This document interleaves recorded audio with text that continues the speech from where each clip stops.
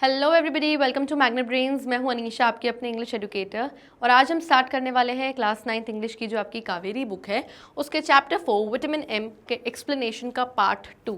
इससे पहले हमने पार्ट 1 कवर अप कर लिया है। अगर बाय एनी चांस आपसे वो मिस हो गया है तो जल्दी से जाइए, आई बटन पर क्लिक करिए एंड आप वो पार्ट 1 का वीडियो व्यू कर सकते हैं। चलिए, कॉन्टिन्यूएशन में पार्ट 2 आज हम स्टार्ट करने वाले हैं। तो यहाँ से हमारा पार्ट 2 होता है स्टार्ट।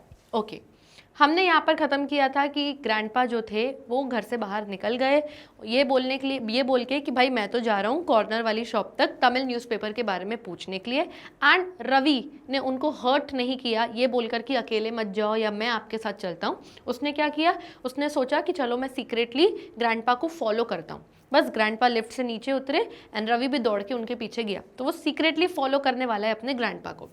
तो Ravi ran out of the building just in time to see grandpa's yellow cap disappearing round the corner। तो रवि जल्दी से दौड़ के बिल्डिंग के बाहर पहुंच गया और बिल्कुल सही समय पर, जस्ट इन टाइम का मतलब वो बिल्कुल सही समय पर पहुंचा था, क्योंकि राउंड द कॉर्नर यानी बिल्डिंग से बाहर जो सड़क थी, सड़क के बाद वहाँ पर एक कॉर्नर था। तो यहाँ से जैसे ही वो पहुँचा उन्होंने देखा कि एक येलो कैप पहनने वाला आदमी डिसअपेयर हो गया, मानो आँख से ओझल सा हो गया। यानी इस कॉर्नर से आगे उसने ग्रैंडपा को जाते हुए देख लिया, अदरवाइज वो ग्रैंडपा को ट्रैक नहीं कर पाता, मिस हो जाते उससे वो। ओके, ग्रैंडपा का पहला स्टॉप था चिल्ड्रंस पार्क। सबसे पहले ग्रैंडपा एक चिल्ड्रंस पार्क में रुके, जहां उन्होंने एक पेपर कोन यानी पेपर से बना हुआ एक कोन लिया जिसमें पीनट्स थे, मूंगफली ली उन्होंने, और फिर वो एक बेंच पर बैठ गए और क्या देखने लगे, बच्चों को खेलता हुआ वो देखने लग गए। रवि को बहुत ही फूलिश फील हो रहा था। रवि को लग रहा था मैं कितना बेवकूफ़ हूँ, यहाँ पे छुपा हुआ इस तरीके से। Yes, had to crouch behind a bush trimmed in the shape of an elephant to avoid being seen.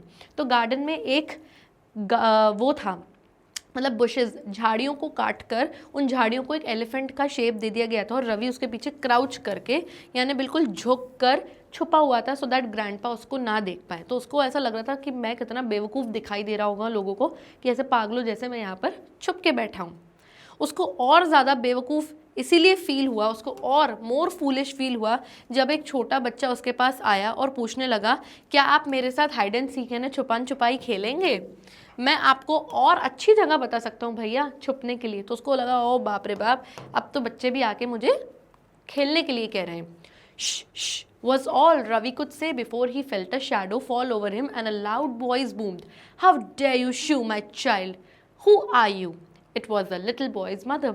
तो रवि ने उसको शुश किया कि चुप हो जाओ, सो दैट ग्रैंडपा उसकी आवाज़ सुन न लें, उसको पहचान न लें। और उतनी देर में उसके ऊपर एक बड़ी सी शैडो आई, एक परछाई आई और एक बड़ी सी आवाज़ जैसे बूम हुई उसके ऊपर। वो आवाज़ थी उस छोटे बच्चे की मम्मी के ऊपर। वो कहती कि तुम्हारी हिम्मत कैसे हुई मेरे बच्चे को शू करने की यानी यहाँ से भगाने की, तुम हो कौन? Ravi repeated to the lady. और फिर यही शू शू उसने किसको किया, उस बच्चे की मदर को भी किया। I'll shoo you, you rude boy, said the lady picking up her umbrella threateningly। तो वो लेडी ने अपनी अम्ब्रेला उठाई और कहा कि मैं तुम्हें शू कर दूंगी, तुम मुझे शू शू कर रहे हो, इस टाइप से।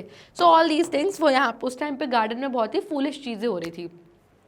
और जो सबसे अल्टीमेट इंसल्ट, जो सबसे अल्टीमेट ह्यूमिलिएशन तो तब हुआ था जब रवि को crawl out of the park on all force, ducking behind the benches, creeping behind the bushes.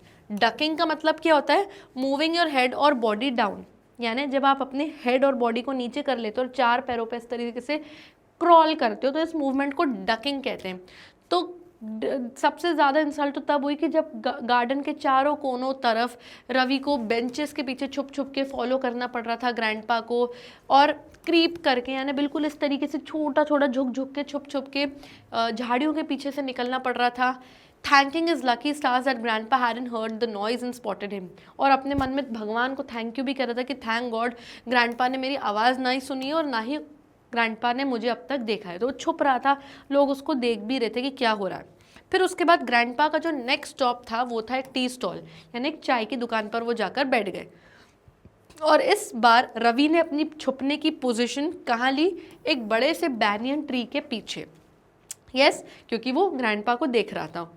और यहाँ पर भी उसको बहुत एम्बैरेस्ड फील हुआ, काफ़ी शर्म आ रही थी। जो वेंडर्स थे, जो वहाँ पे छोटी छोटी दुकान लगा के स्टॉल वाले भैया आंटियाँ जो बैठी हुई थी, वेंडर्स थे, वो उसको बड़े क्विजिकल लुक्स देख रहे थे, यानी कि बहुत ही कंफ्यूज्ड लुक्स दे रहे थे कि भाई ये बंदा कौन है, यहाँ पे छुप रहा है इस तरीके से, ऐसे ऐसे करके देख रहा है। तो उसको काफ़ी एम्बैरेसमेंट फील हुई क्योंकि रोड पे लोग उसको ऐसे देख रहे थे।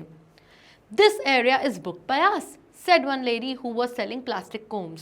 तो अब एक औरत जो कि प्लास्टिक के कोम्स यानी कंघियाँ बेच रही थी वहीं पर, उसने बड़े गुस्से में आके जोर से किससे बोला, रवि से, कि भाई ये एरिया हमारे लिए बुकड है, यानी तुम अपनी दुकान यहाँ पर नहीं लगा सकते, हमारी दुकानें ऑलरेडी लगी हुई हैं।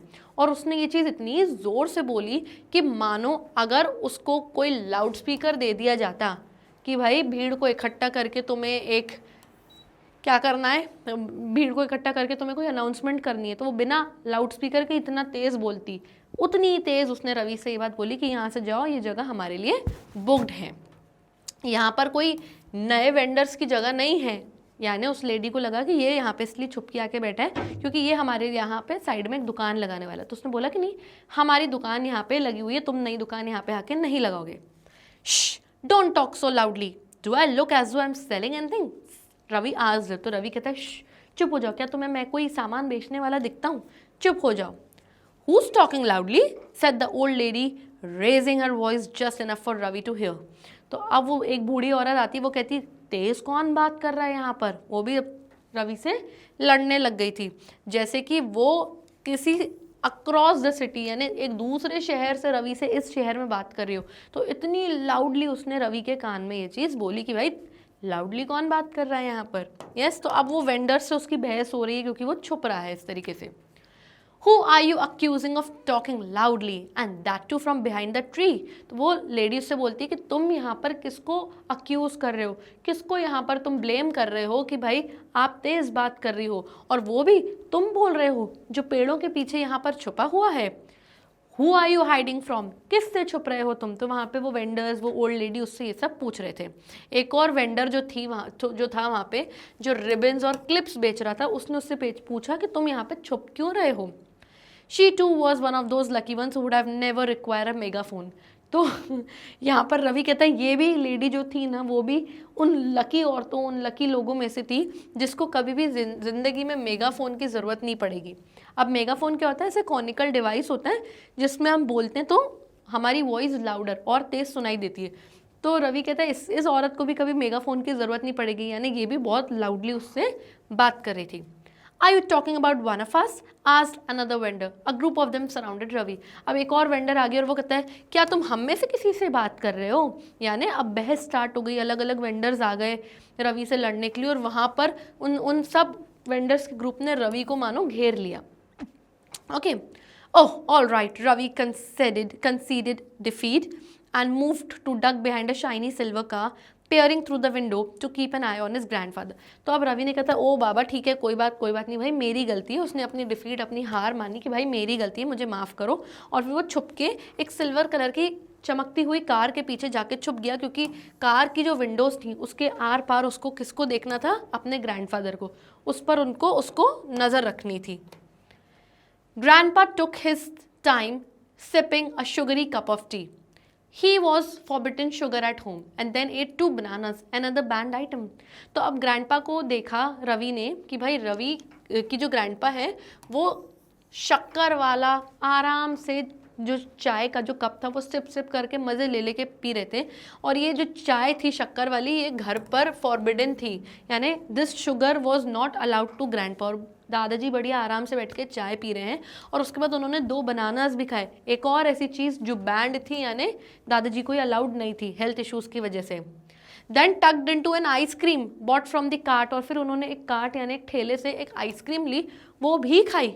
मदर वुड फेंट इफ शी सॉ दिस। तो रवि सोचते कि अगर मेरी माँ ये सब देख लेगी कि दादाजी ये सब खा रहे हैं तो वो तो बेचारी यहाँ बेहोश ही हो जाएगी। Ravi himself felt hot. अब रवि को खुद को भी बेचारे को बहुत गर्मी लग रही है, रोड पे इस तरीके से वो घूम रहा है।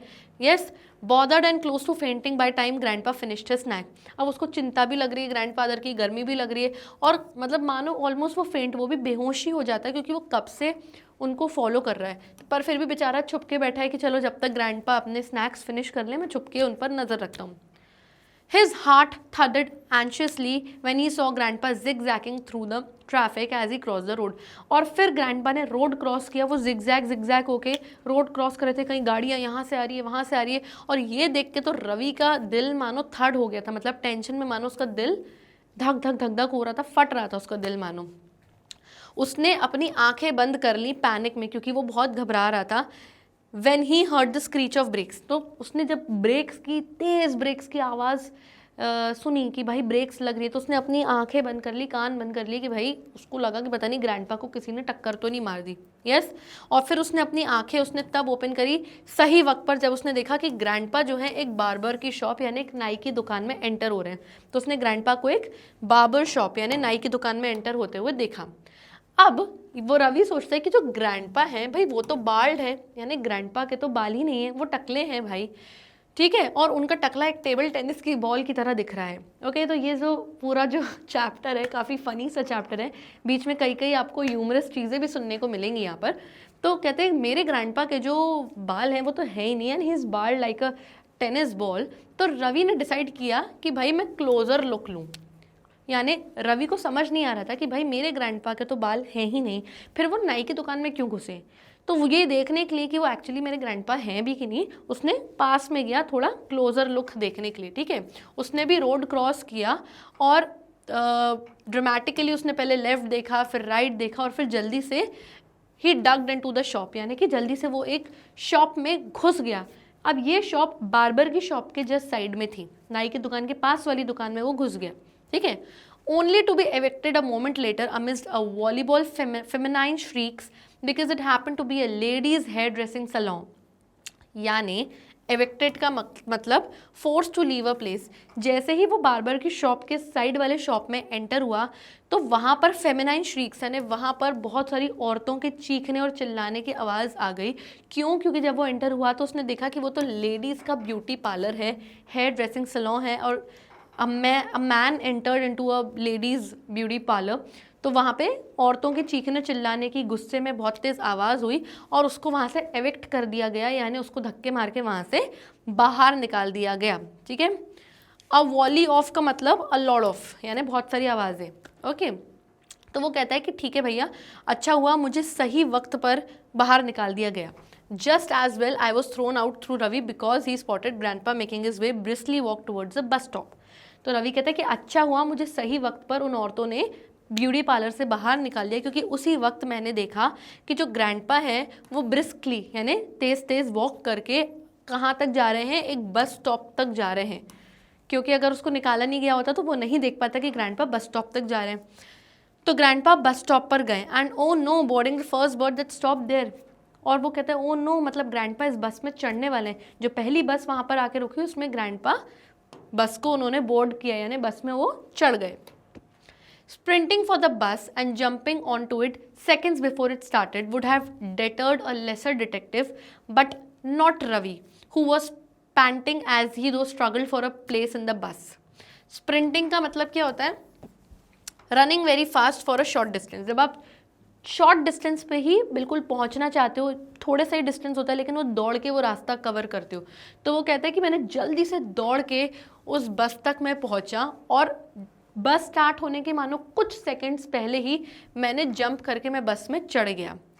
डेटर्ड का मतलब क्या होता है? Prevented. So I was prevented a lesser detective, मतलब मैं कम डिटेक्टिव लगता, लेकिन क्या हुआ, मतलब वो डिटेक्टिव वाली हरकत ही कर रहा था ना कि वो अपने ग्रैंडपा को हर जगह जगह फॉलो कर रहा था।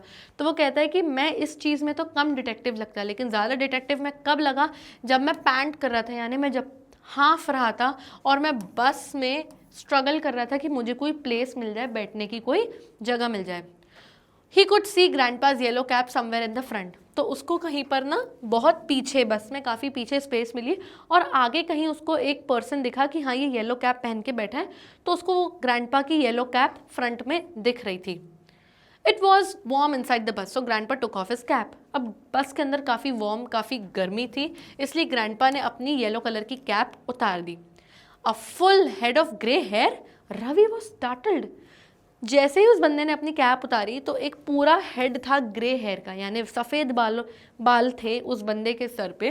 और रवि ये देख के स्टार्टल्ड यानी कि शॉक हो गया कि हाउ इज़ दिस पॉसिबल, क्योंकि रवि के फादर तो बाल्ड हैं यानी टकले हैं। Surely grandpa couldn't have bought a wig at the barber shop. तो रवि सोचता है कि ये पक्की बात है कि इतनी सी देर में ग्रैंडपा ने बार्बर की शॉप पे एक विग खरीद के यानी नकली बाल खरीद के तो नहीं लगवा लिए होंगे। यस, और फिर वो अपना रास्ता बस में आगे की तरफ बनाकर आगे आया देखने के लिए कि भाई वो जो कैप वेयरर है जिसने वो येलो कैप पहनी थी उसको कन्फ्रंट करने के लिए कि उसका चेहरा तो देखूं कि ये है कौन, क्योंकि ग्रैंडपा ने तो इतनी जल्दी अपनी विग नहीं लगवाई होगी। It was a total stranger. And जैसे ही रवि ने उस बंदे को देखा, वो एक स्ट्रेंजर यानी वो एक बहरूपिया था, वो तो ग्रैंडपा थे ही नहीं। वो बंदा एक वाइट कलर का पजामा पहना हुआ था और वाइट कलर की उसने शर्ट पहनी हुई थी और बिल्कुल एक वैसा ही अटायर पहना हुआ था जैसे ग्रैंडपा पहने हुए थे, और येलो कैप तो एग्जैक्टली वही कैप थी जो कि ग्रैंडपा की थी। तो कैसे वो ग्रैंडपा नहीं कोई और हो सकते हैं। But wait, the cap had a coffee stain on its rim just like grandpa. और जो कैप की रिम यानी कैप का जो ये आगे का ऐसे हिस्सा था उस पर कॉफ़ी का धब्बा लगा हुआ था, उस कैप पे भी वैसा ही कॉफ़ी का धब्बा लगा हुआ था। तो हाउ इज़ दिस पॉसिबल कि इस बंदे ने सेम ग्रैंडपा की ही कैप पहनी हुई है लेकिन वो बंदा खुद ग्रैंडपा नहीं था, कोई और था। तो ये चीज़ पॉसिबल कैसे हो सकती है। ग्रैंडपा की कैप, रवि ने एक्सक्लेम किया। तो रवि कहता है अरे ये तो मेरे ग्रैंडपा की कैप है भाई। तो स्ट्रेंजर ने दांत दिखाते हुए हंसा और कहा, रवि से कहा कि हाँ, एक बहुत काइंड ओल्ड जेंटलमैन थे बार्बर की शॉप पे यानी नाई की दुकान पर मुझे वो मिले थे। यस, उन्होंने मुझे इंसिस्ट किया, उन्होंने मुझे रिक्वेस्ट करी या बोल सकते हैं उन्होंने मुझे फोर्स किया कि अरे रे आप मेरी ये कैप ले लीजिए, क्योंकि आज काफ़ी हॉट डे है, काफ़ी गर्मी है, तो आप मेरी ये कैप रख लीजिए। That was typical of grandpa, always generous. तो रवि सोचता है ये तो टिपिकली मेरे ग्रैंडपा ही हो सकते हैं, इतने जेनरस इतने हेल्पिंग बंदे मेरे ग्रैंडपा ही हो सकते हैं क्योंकि उनकी सबकी मदद करने की उनकी आदत है। बट वेयर इज़ ग्रैंडपा, तो वो पूछता है कि भाई मेरे दादाजी हैं कहाँ। एंड यहाँ पे आपका पार्ट 2 फिनिश होता है स्टोरी का, एंड उसके बेसिस पर यहाँ पर कुछ एक्सरसाइजेस दिए, तो अब उसको देखते हैं, फिर हम पार्ट 3 में आगे का चैप्टर देखेंगे। Complete the following flow chart by describing grandpa's day out. अब ये एक फ्लो चार्ट गिवन है, आपको ये कंप्लीट करना और ग्रैंडपा का डे आउट एक्सप्लेन करने की पहला स्टॉप उनका कहाँ था, फिर वो कहाँ रुके थे, फिर वो आगे कहाँ गए थे, एंड सो ऑन। यस, तो चलिए यहाँ पर इन्होंने ये दिया हुआ है, हम डायरेक्टली आपको आंसर्स बता देते हैं। सबसे पहला जो था उनका था चिल्ड्रंस पार्क। वो कहाँ रुके थे, चिल्ड्रंस पार्क पर रुके थे। तो ग्रैंडपा सबसे पहले तमिल न्यूज़पेपर लेने के लिए निकले, रवि उनको फॉलो करता है, एंड ग्रैंडपा का पहला स्टॉप क्या था, चिल्ड्रन पार्क, वो बच्चों के गार्डन में रुके। फिर ग्रैंडपा ने क्या खरीदा, एक पेपर कोन जिसमें पीनट्स थी, और उन्होंने क्या देखा, बच्चों को खेलते हुए। फिर उसके बाद रवि छुपता है एक बुश के पीछे, ऑब्जर्व करता है एक डिटेक्टिव की तरह। फिर ग्रैंडपा नेक्स्ट कहाँ जाते हैं, एक टी स्टॉल यानी कि एक चाय की दुकान पे। फिर रवि एक बैनियन ट्री के पीछे छुपता है और उनको देखता है। फिर रवि स्कोल्डेड बाय, रवि को किसके द्वारा डांट पड़ी, रवि को डांट पड़ी एक छोटे बच्चे की मदर के द्वारा और एक लेडी वेंडर यानी कि प्लास्टिक कोम्स बेचने वाली द्वारा। फिर ग्रैंडपा क्या पीते हैं और क्या खाते हैं, तो वो शुगरी टी पीते हैं और क्या खाते हैं, एक आइसक्रीम खाते हैं। फिर उसके बाद ग्रैंडपा रोड क्रॉस करते हैं और कहाँ एंटर करते हैं, बार्बर की शॉप यानी कि एक नाई की दुकान पे। फिर नेक्स्ट ग्रैंडपा जल्दी जल्दी वॉक करके कहाँ जाते हैं, एक बस स्टॉप पर जाते हैं एंड बोर्ड्स अ बस, और वो बस में चढ़ के बैठ जाते हैं।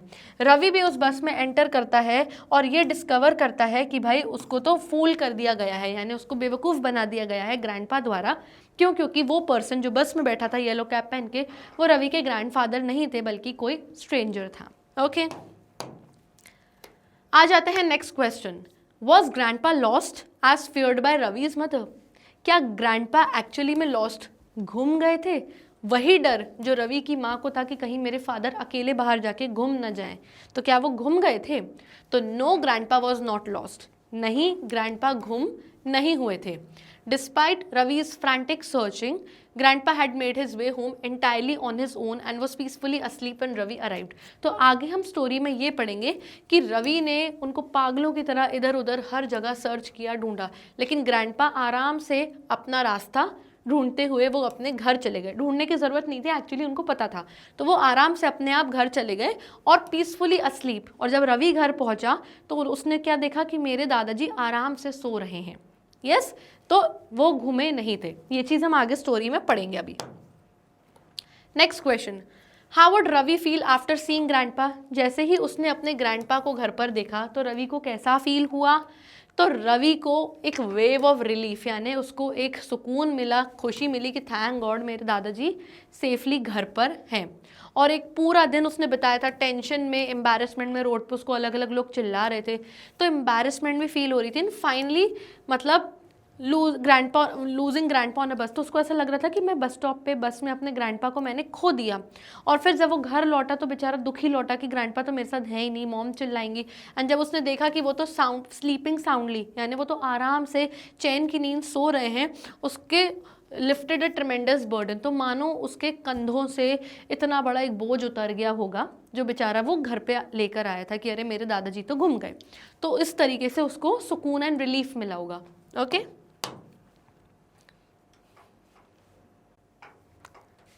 Next question, do you think Ravi's mother will get to know about what had happened? क्या आपको लगता है कि रवि की मदर को ये बात पता चल पाएगी कि आखिर क्या हुआ था, कि भाई दादाजी अकेले चले गए थे, फिर रवि ने फॉलो किया था एंड फिर गुम गए एंड फिर घर आया रवि तो उनको दादाजी मिले? क्या रवि की मॉम को ये पूरे दिन का सिनेरियो पता चल पाएगा? It is highly likely that Ravi's mother will not learn the full truth, but she learns that Ravi failed to stay at home.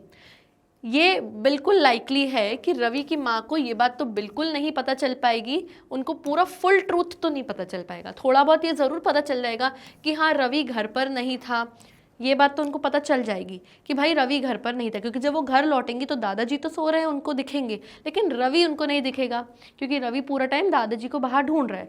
लेकिन उनको पूरा सच नहीं पता चल पाएगा कि पूरा दिन क्या हुआ, कुछ ना कुछ वो लोग बहाना करेंगे या क्या मदर के सामने क्या कहानी स्टोरी शो करते हैं वो हम आगे के स्टोरी के नेक्स्ट पार्ट में रीड करेंगे। तो पूरा सच तो डेफिनेटली नहीं पता चल जाएगा। And with this we come to the end of this session. I hope आपको स्टोरी का पार्ट 2 बहुत अच्छे से समझ में आ गया होगा। आप वीडियो चाहें तो यूट्यूब पर देख सकते हैं, ना मिले तो वेबसाइट पर जाइए जहाँ सभी top courses, e notes and e books हैं। एंड वीडियो के लिंक्स आपको हमारे डिस्क्रिप्शन बॉक्स में मिल जाएंगे। स्टोरी का नेक्स्ट पार्ट देखना बिल्कुल मत भूलिएगा क्योंकि part 3 will be our last part and उसमें हम स्टोरी फिनिश करेंगे। तब तक लिए stay tuned, bye bye and take care.